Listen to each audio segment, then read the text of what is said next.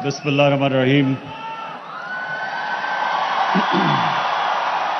इय्याका नअबुदु व इय्याका नस्तईन।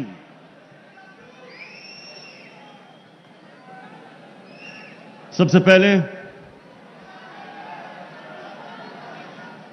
उस्मानदार आपको, आपकी सारी टीम को मैं खिराज तहसीन पेश करता हूं और मुबारक देता हूं आपको।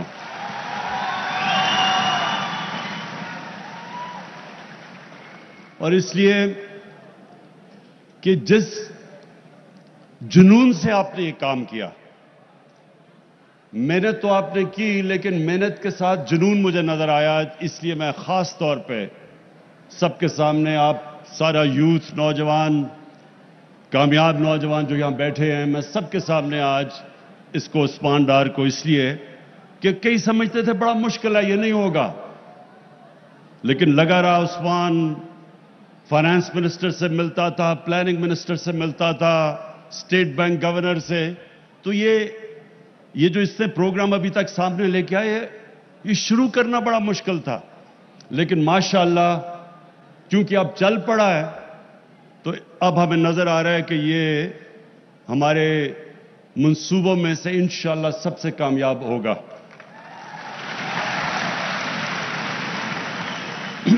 अच्छा, अब आप सब ने खामोशी से जरा 2-3 मिनट गौर से मेरी बात सुननी है, बिल्कुल खामोशी। देखिए नौजवानों, मैं 9 साल का था तो मैं अपनी वालदा के साथ,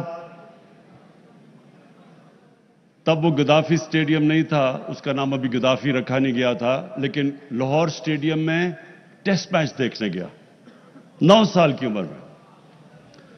मेरी खाला के बड़े बेटे थे जिन्होंने उस टेस्ट के अंदर बड़ा जबरदस्त पाकिस्तान के लिए परफॉर्मेंस दी, सेंचुरी की।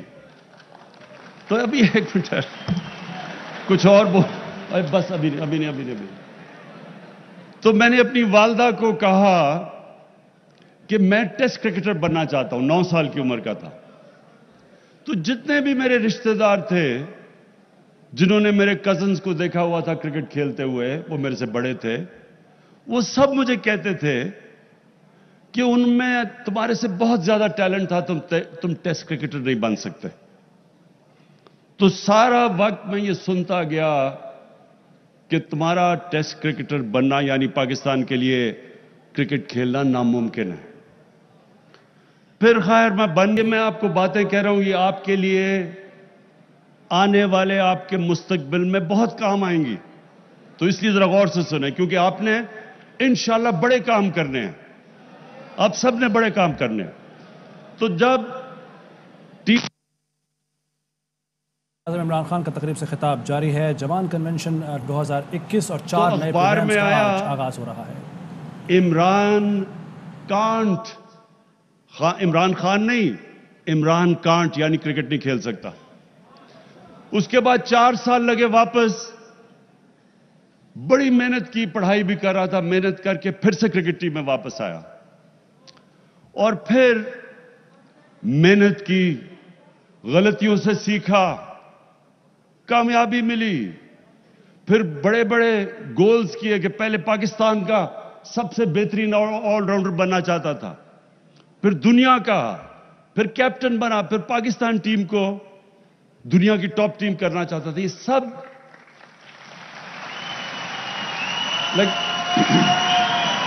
लेकिन हर जगह, सुने, हर जगह मुझे ये कहा गया कि ये नामुमकिन है। हर जगह पहले मुझे कहा तुम तेज बॉलर नहीं बन सकते, फिर तुम कैप्टन नहीं बन सकते। हर जगह दुनिया कहती रही कि ये चीजें नामुमकिन है। फिर जब हॉस्पिटल बनाने लगा, अखबार में मजमून निकले कि ये कौम से पैसा इकट्ठा करे, पैसा जाया हो जाएगा, हॉस्पिटल नहीं बनेगा। फिर कहा गरीबों का मुफ्त इलाज नहीं होगा। ये सब मुझे सुननी पड़ी अपनी जिंदगी में चीजें। फिर जब नमल यूनिवर्सिटी बनाने गया, कहा देहात के अंदर प्राइवेट सेक्टर यूनिवर्सिटी नहीं बना सकता, कि देहात के अंदर प्राइवेट सेक्टर इसलिए नहीं क्योंकि फैकल्टी नहीं जाएगी, प्रोफेसर्स नहीं जाएंगे वहां, इसलिए वो फेल हो जाएगी। फिर जब पॉलिटिक्स में आया तो 14 साल मेरा मजाक उड़ा। 14 साल थोड़ा वक्त नहीं है, 14 साल। बड़े बड़े तजिया नगार मजाक उड़ाते रहे कि ये जी समझता है क्रिकेट है, ये सब कुछ।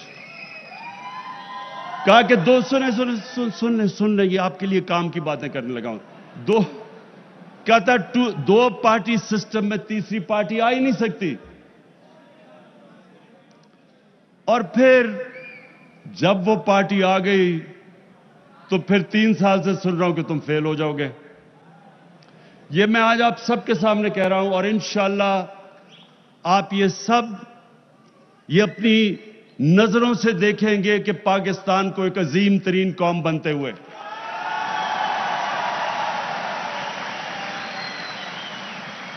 ये मेरी नौजवानों, ये मेरी आखिरी एम्बिशन है जिंदगी की।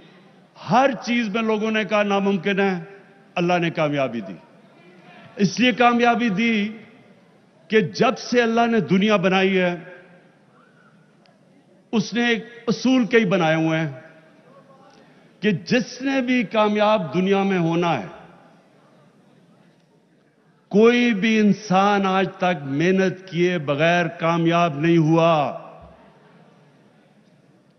कोई इंसान शॉर्टकट लेके कोई उसने आज तक दुनिया में बड़ा काम नहीं किया।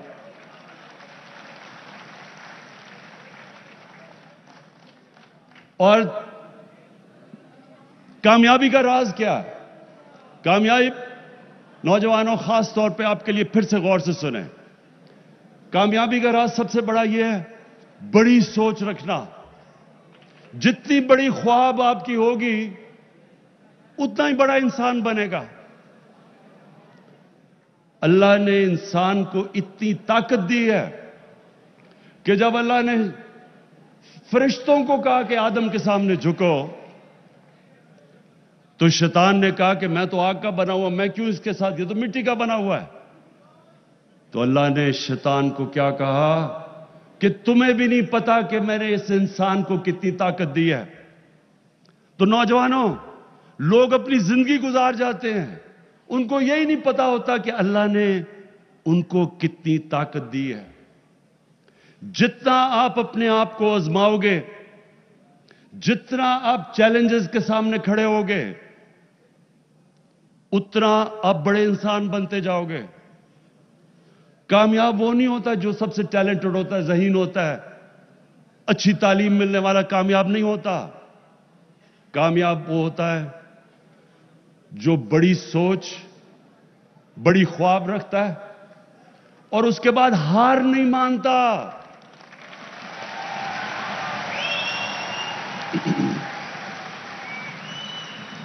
जितनी आप ऊपर सोच रखेंगे, याद रखें, उतनी ज्यादा मायूसियां जिंदगी में आएंगी आपके सामने।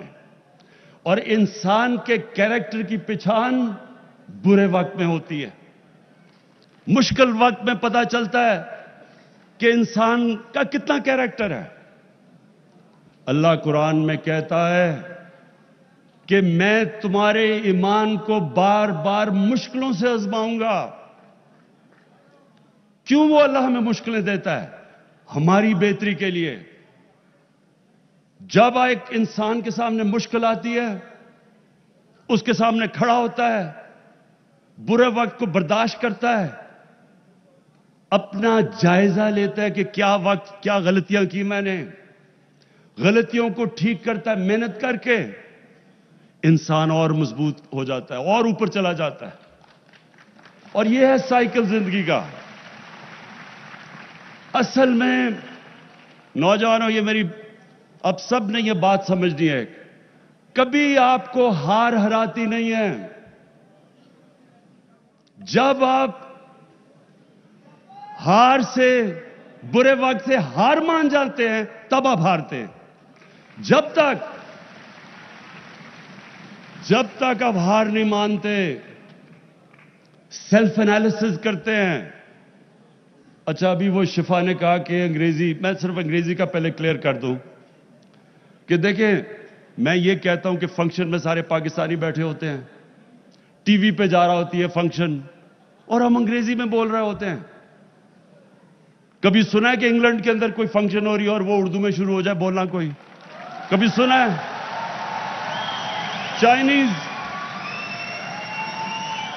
چائنیز بیٹھے ہوتے ہیں، ہمارے یہاں چائنیز بیٹھے ہوتے ہیں، ان کو انگریزی آتی بھی ہے تو چائنیز میں بات کرتے ہیں. لیکن ہم ہر جگہ جا کے دو انگریز بیٹھا ہو یا کوئی فورنر بیٹھا ہو ہم انگریزی میں شروع ہو جاتے ہیں اور ہمارے ٹی وی پہ لوگ انگریزی سمجھتے نہیں ہیں. تو میں اس لیے کہتا ہوں. اچھا اب میں پھر واپس آتا ہوں. دیکھیں کیونکہ آپ کے ہاتھ میں اس ملک کا مستقبل ہے، اس لیے میں آپ کو کہہ رہا ہوں کہ یہ جو موقع ملا ہے آپ کو، یہ جو آپ کو سکل ڈیولپمنٹ، ہنر سیکھنے کا موقع ملا ہے، آپ کو قرضے ملے ہیں جس سے آپ کاروبار شروع کر سکتے ہیں. یہ آپ کو موقع ملا ہے کہ آپ زندگی میں وہ کام کر سکیں جو ایک ملک کو بھی تبدیل کر دے، آپ کی بھی زندگی بہتر کر دے. لیکن کامیابی تب ہوگی جب آپ اس موقع کا فائدہ اٹھائیں گے اور محنت کریں گے، برے وقت سے سیکھیں گے.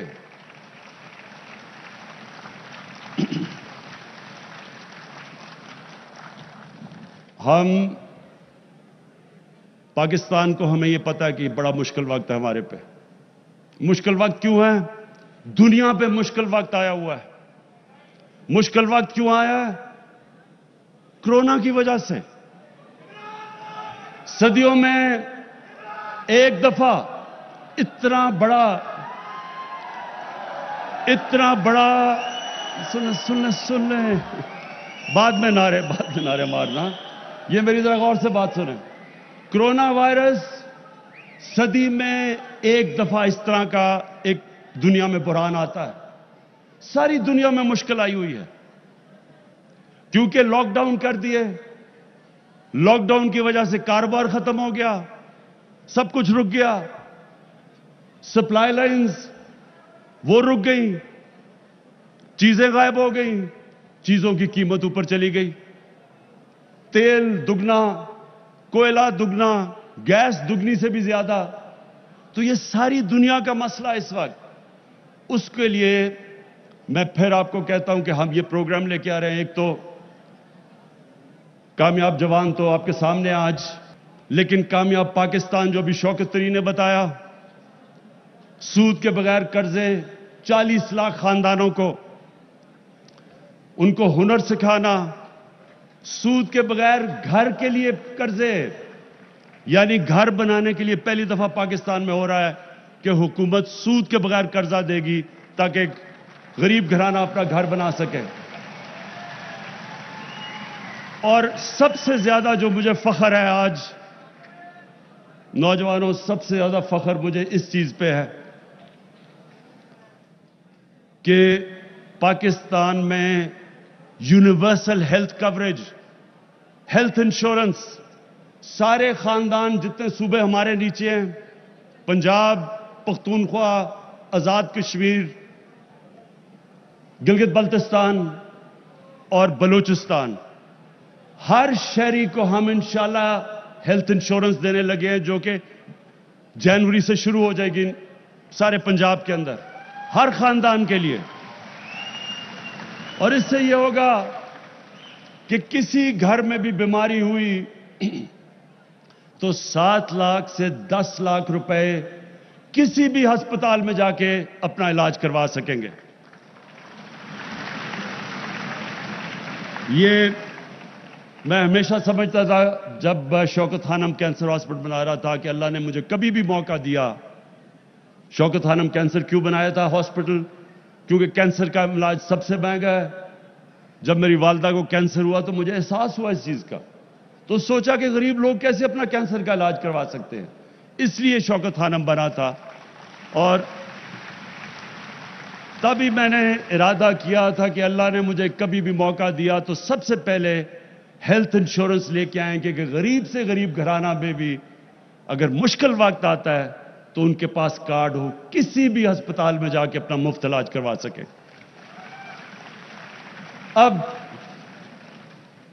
अब मैं आजकल, क्योंकि आपको पता है टेप्स की बात हो रही है, तो मैं भी टेप्स की बात कर ही दूं। टेप्स निकल रही हैं,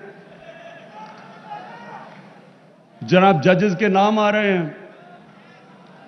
तो नौजवानों, एक चीज आपने समझनी है। 25 साल पहले मैंने जब पॉलिटिक्स में आया था, तो मैंने तब कहा था कि पाकिस्तान का सबसे बड़ा मसला करप्शन है। ये टेप्स जो हो रही हैं, ये जो सारा ड्रामा है, अब आप समझें कि ये मसला है क्या मुल्क का।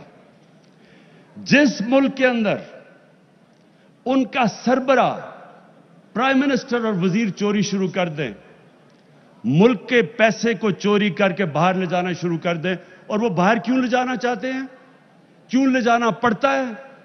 क्योंकि अगर मुल्क में पैसे रखेंगे तो नजर आ जाएंगे लोगों को, इसलिए उनको बाहर भेजना पड़ता है। तो दुगना नुकसान मुल्क का करते हैं। तब से मैं कह रहा हूं कि कौमें गरीब इसलिए नहीं होती कि उधर वसाइल की कमी है। कौमें गरीब इसलिए होती हैं कि जब उनके अपने सरबराह, उनके प्राइम मिनिस्टर, वजीर, जब वो मुल्क का पैसा चोरी करते हैं, वो मुल्क कभी आगे नहीं बढ़ सकता। अब यह हुआ क्या है, जरा ये आपने समझना है केस क्या है। पैनामा 2016 में पैनामा केस आया। वो पैनामा केस में क्या चीजें निकली? दुनिया में जिन लोगों ने अपना पैसा छुपा के ऑफशोर अकाउंट्स में रखे हुए थे, उनके नाम आ गए। उनमें से एक नाम आ गया कि जनाब जो 4 लंदन के अंदर अरबों रुपए के महंगे तरीन इलाके में फ्लैट हैं, उनकी मालिका मरियम सफ्दर थी। इधर से शुरू हुई बात। उसके बाद अदालत में केस गया, उसके बाद जेआईटी बनी, उसके बाद फिर सुप्रीम कोर्ट में आया और फैसला किया गया कि नवाज शरीफ को सजा हो गई। अब बजाय ये कि आप सिर्फ ये बता दें अदालतों को या पाकिस्तानियों को कि पैसा आया किधर से ये लंदन 4 बड़े बड़े फ्लैट लेने के, बजाय ये बताएं पहले क्यों निकाला,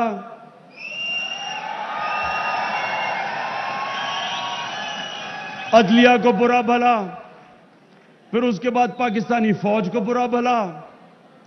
मैं तो खैर बुरा भला हूं, मुझे तो वो कहते हैं बहुत जालिम हूं मैं, तो सबको बुरा भला।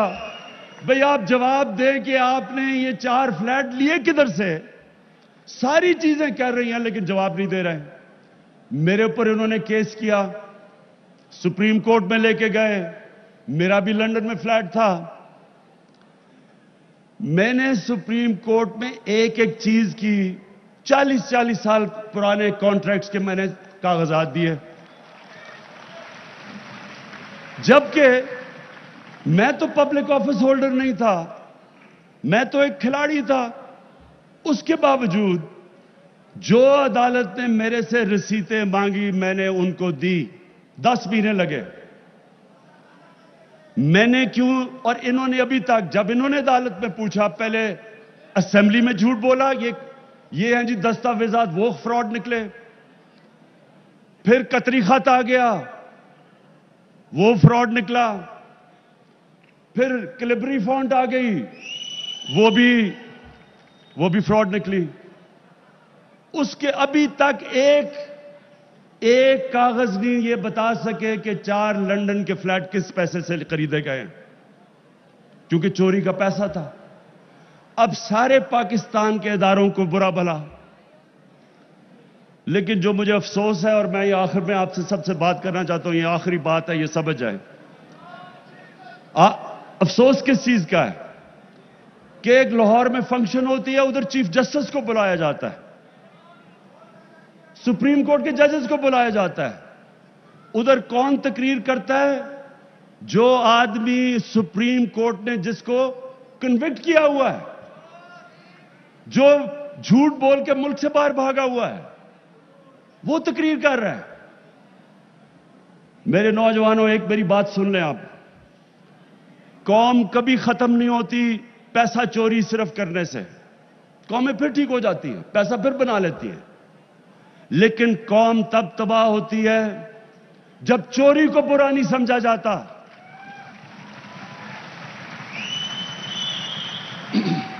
جب ایک قوم کی اخلاقیات ختم ہوتی ہے, قوم ختم ہو جاتی ہے. مولانا رومی نے کسی نے پوچھا کہ قوم کیسے مرتی ہے؟ مولانا رومی نے کہا, جب وہ قوم, انہوں نے 2 درختوں کی مثال دی, ایک خوشبودار درخت اور ایک بدصورت. کہتا جب ان میں فرق ختم کر دیتی ہے, اچھے برے کی تمیز ختم کرتی ہے, قوم مر جاتی ہے. نبی صلی اللہ علیہ وسلم نے جو مدینہ کی ریاست بنائی تھی, اس کی بنیاد رکھی تھی اچھے کو اچھا کہو اور بدی کو ختم کرو. اچھے کو امر بن معروف, بڑا قرآن کی آیت کہ ہمارے اوپر فرض کر دیا کہ اچھے کو اچھا کہو, برے کو برا کہو. جب تک ایک قوم کی اخلاقیات قائم رہتی ہے, وہ قوم کو کوئی ختم نہیں کر سکتا. جاپان, 2 ایٹم بم گرے جاپان کے اوپر, 10 سالوں میں جاپان پھر کھڑا ہو گیا. ایٹم بم بھی تباہ نہیں کر سکا کیونکہ ان کی اخلاقیات قائم تھی. جو مدینہ کی ریاست کی بنیاد اخلاقیات پہ ہمارے نبی صلی اللہ علیہ وسلم نے رکھی تھی, اس کے بعد خوشحالی آئی تھی. تو میرے پاکستانیوں, یہ میں آپ سب کو آخر میں یہ کہنا چاہتا ہوں کہ یہ قوم وہ قوم بننے جا رہی ہے جو آپ ابھی تصور نہیں کر سکتے. اللہ نے اس قوم کو سب کچھ دیا ہے, ٹیلنٹ دیا ہے. یہی نوجوان باہر جاتے ہیں, ایک سے ایک بڑا کام کر دیتے ہیں. ہمارا سسٹم کیونکہ کرپٹ کیا ہوا تھا, اس کی وجہ سے تھوڑا ٹائم لگ رہا ہے سسٹم کو ٹھیک کرنے میں. لیکن مجھے کوئی شک نہیں کہ یہ عظیم قوم بنے گی. لیکن ایک چیز میں یہ بھی جو آخر میں آپ کو کہا کہ یہ بھی میرے ذہن میں ہے کہ کبھی بھی جب تک ہم اپنے اخلاقیات, ہم اپنے مورل سٹینڈرڈز اوپر نہیں اٹھائیں گے, ہم وہ ادھر نہیں پہنچ سکتے جدھر ہمیں پہنچنا چاہیے. اس لیے میں نے رحمت للعالمین اتھارٹی بنائی ہے. اور اس کا مقصد کیا ہے کہ نبی صلی اللہ علیہ وسلم کی زندگی سے, ان کی سیرت سے سیکھ کے, ان کے کیریکٹر کو اپنی زندگیوں پہ, اس پہ عمل کریں ہم. یعنی اپنی زندگی میں لے کے آئیں. ہم عاشق رسول ہیں سب, ہم ان سے پیار کرتے ہیں, لیکن جو ان کی سیرت ہے وہ اپنی زندگی پہ لاگو نہیں کرتے. اور صرف یہ ہمارا مقصد ہے کہ اپنے اسکول کے بچوں سے شروع کریں, ان کو ان کی زندگی سے سکھائیں, کیریکٹر بلڈنگ کریں, کیونکہ عظیم قوم کا عظیم کیریکٹر ہوتا ہے. عثمان, میں آخر میں آپ کو اور آپ کی ٹیم کو پھر سے خراج تحسین پیش کرتا ہوں. ایک زبردست آپ نے یہ جو پروگرام کیا ہے. وزیر اعظم عمران خان کامیاب جوان کنونشن سے خطاب کر رہے تھے. ان کا یہ کہنا تھا کہ پہلے ان لوگوں نے عدلیہ کو برا بھلا کہا, پھر پاکستانی فوج کو برا بھلا کہا. حالانکہ پارلیمان لیکس پر عدالت میں کیس چلا اور سزا ہوئی, اور یہ پھر بھی اپنے فلیٹس کے بارے میں نہیں بتا سکے کہ پیسہ کہاں سے آیا تھا. مجھے بھی برا کہتے ہیں, مجھے کہتے ہیں کہ میں ظالم ہوں, حالانکہ میں نے سپریم کورٹ میں ایک چیز کے 40 سال پرانے کاغذات بھی دے دیے. اور انہوں نے لیکن اسمبلی میں بھی جھوٹ بولا. قطری خط آیا وہ نکلا, پھر کیلیبری فونٹ آیا وہ بھی فراڈ نکلا. ابھی تک یہ نہیں بتا سکے کہ لندن کے 4 فلیٹ کن پیسوں سے خریدے گئے.